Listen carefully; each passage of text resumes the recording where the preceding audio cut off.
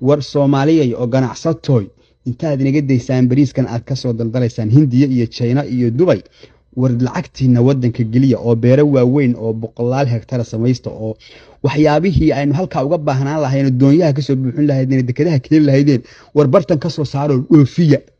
war aad baa idin salaamaya asxaabay muuqaalkan quruxda badan maanta waxaan ka soo duubay webi Jubba waxa la yiraahdo biyahaas inta fara la egsay u ordayaan baday galaan kama faa'iideysano hadii aan Soomaali nahay khaasatan dadka degan goboladan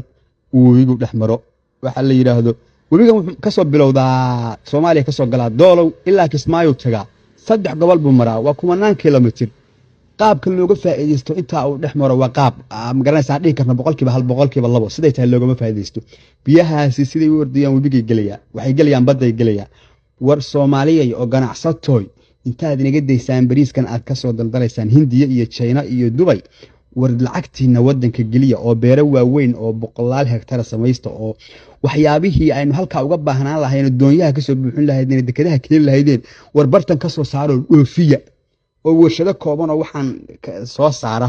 iyo shaybaar la imaada oo xataa hadii wadanku aanu awoodin war ganacsatada gobolka ay arintaas sameeya oo biyahan ka faa'iideysta malaayiin dollar aad markab ku soo raratay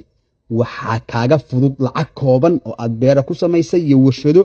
bariis aad ka soo saartay oo gobolada Soomaaliya ilaa dhulka Soomaaliya degto dhan aad u iibgeysay kadibna intaad dooniye markab ku rartay wixii ka soo haray aad caalamka u iibgeysay saasa kaaga dhaqaale badan war naga daaya lacagahan aad ku daldalaysaan shisheeyaha oo waxa weeye amniguna wuxuu imaanayaa markab shaqo la helo oo barwaaqo la helo oo xasilooni la helo amniguna markaas uu imaanaya ganacsatooy amniga idinka gacanta ku haya idinku markasta cashuur bixiyaal baa tihiin cashuurta waxa aad dhoofineysaan ku bixiya waxa soo degaysaan anagana faa'iido noomale idinkana faa'iido buuran idin male faa'iido waxay u leedahay dawladaha shisheeye ee wax ka soo raraysan Mareykan iyo Yurub waxba laguma dhaxayo waxa weeye wadankaaga hadii uu barwaaqo noqdo isaga baasaboorkiisu qaali noqonaya oo loo soo dhoofaya talaagle isaga ku dhax noqonaysa ambaha iyo bariiska iyo burka aad ka qaadiyo sonkorta dhulkan baad geynaysa oo biyahan ka faa'iideysta malaayiin dollar aad markab ku soo raratay waxa kaaga fudud lacag kooban oo aad beero ku samaysay iyo warshado